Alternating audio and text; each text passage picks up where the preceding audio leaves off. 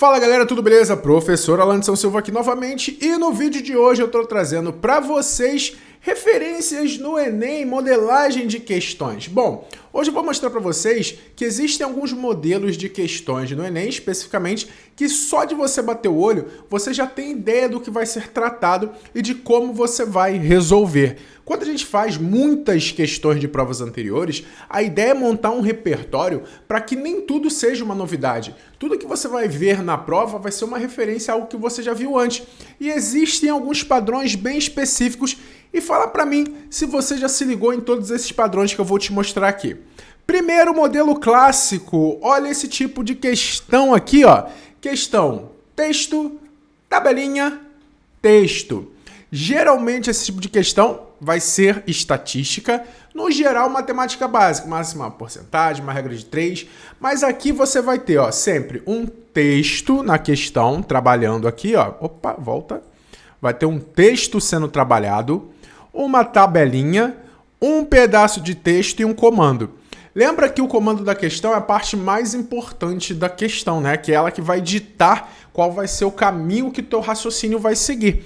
Mas quando você tem esse tipo de enunciado, você já sabe que é uma questão fácil. Então, geralmente vai estar ligado a média, mediana, moda ou uma regrinha de 3. Então, ó, tá lá zapeando a prova, procurando as questões fáceis primeiro. Só de bater o olho nessa estrutura aqui, você já sabe que tem características de questões fáceis. Então, ó, várias questões de anos diferentes do Enem.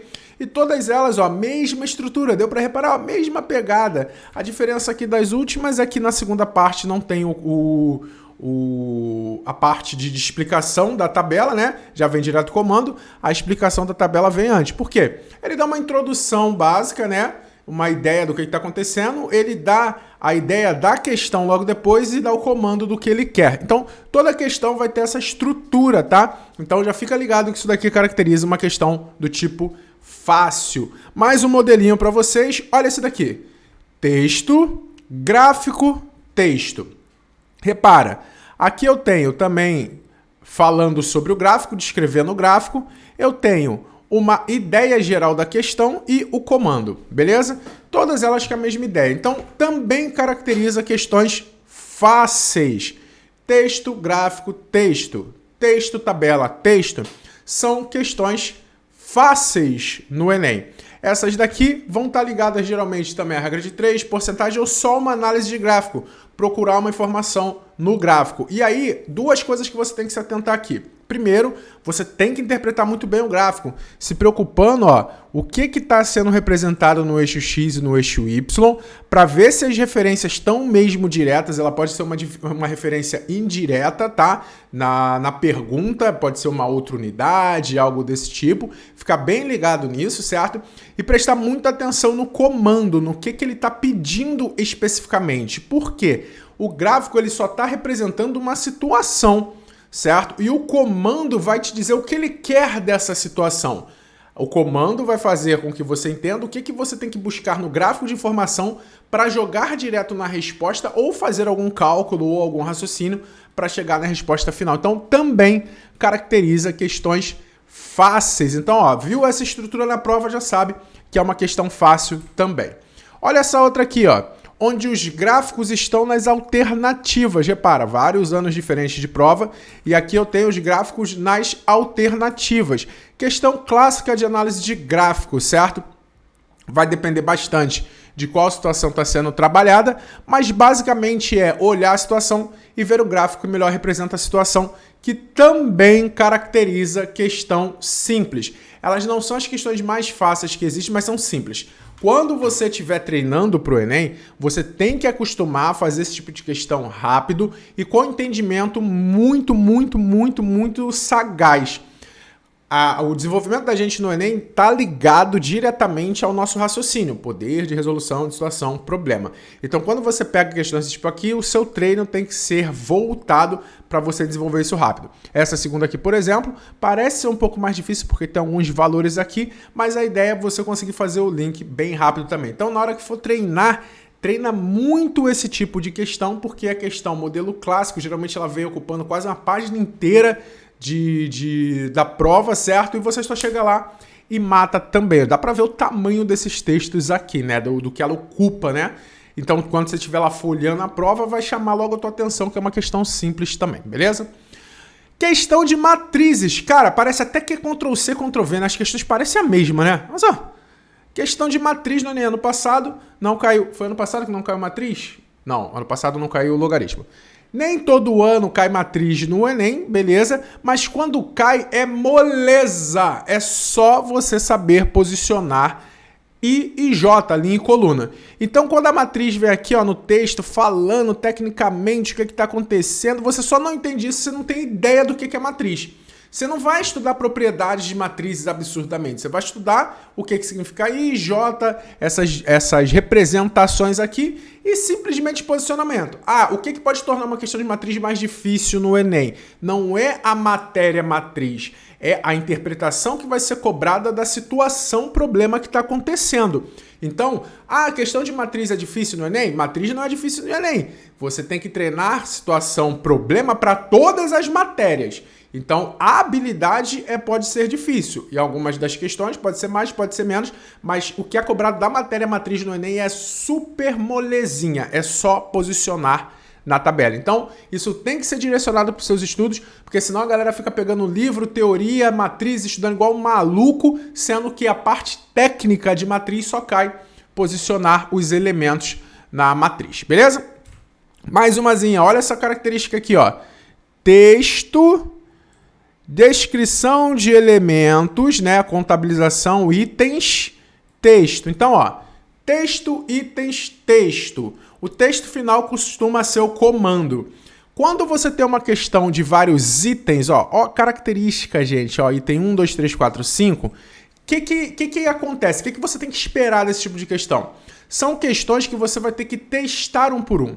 Então, elas costumam ser questões fáceis, porém trabalhosas, que você vai ter que ou ficar pensando muito no que tem que fazer, como nessa primeira, que ela não é tão direta, ou como nessa segunda, que é só um monte de conta. Você vai ter que fazer conta pra caramba, certo? Mas não é uma questão que tem um nível de dificuldade alto. Ela só vai te dar trabalho. E aí, dependendo de quantas questões você acerta da tua velocidade, você vai escolher se você já vai fazer essa, caso ela esteja no início da prova, ou se você vai marcar para voltar depois, porque você vai conseguir fazer essa questão. Só depende do tanto que você vai demorar para resolver. Então, no teu treinamento, você tem que tratar muito disso, de ter um raciocínio rápido para entender rápido o que a questão está pedindo, fazer contas rápidas, as técnicas de cálculo mental, etc., para você ter uma aceleração, para não perder tempo numa questão tipo essa, que é sim uma questão fácil, são questões fáceis no caso. Então, característica, ó, texto, itens, texto. Vai ser uma questão que vai dar trabalho,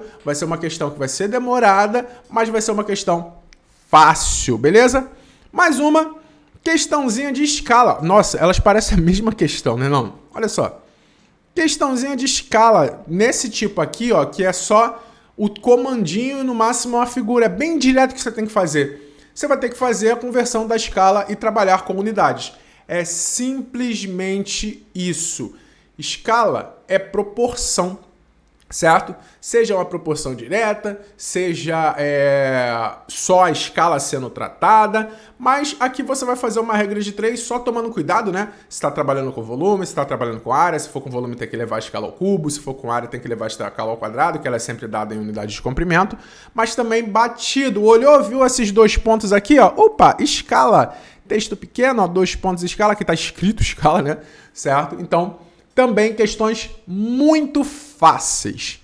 E mais um modelo para vocês, projeções ortogonais. Essa daqui, assim como as de escala, são questões obrigatórias, tá? Você tem que treinar isso, certo? Beleza? Treinar projeção, treinar justaposição, treinar rotação de figura, perspectiva, porque o Enem sempre cobra uma questão dessa. Cara, se eles sempre cobram isso, isso é uma questão só de treino, não é uma questão que você tem matéria para decorar, é fazer muitas questões diferentes para você acostumar com a modelagem, é questão que você não pode perder. Certo? Você tem que ganhar esse tipo de questão. Tá dado para você. Tô te falando aqui, ó. Isso daqui vai estar no seu Enem. No Enem desse ano vai cair uma questão assim. Se você não se preparar para ela, tu tá de sacanagem. Certo? Então são questões clássicas que são também questões fáceis, ok? Mais uma pra gente fechar. Esse daqui é um modelo que o Enem vem trabalhando nos últimos anos, que são questões de análise combinatória com as alternativas dadas por fórmulas, ó. Não são aquelas questões de combinatória que você tem os resultados nas alternativas. Aqui, ó, são anos diferentes do Enem e são as alternativas dadas por fórmulas. Essas questões aqui costumam ser um pouco mais complexas. Então, vai conseguir fazer essa questão quem está treinando muito matemática. Tem que dominar um pouco mais de análise combinatória, porque, tipo, ela não te dá a possibilidade de resolver a questão de maneiras diferentes.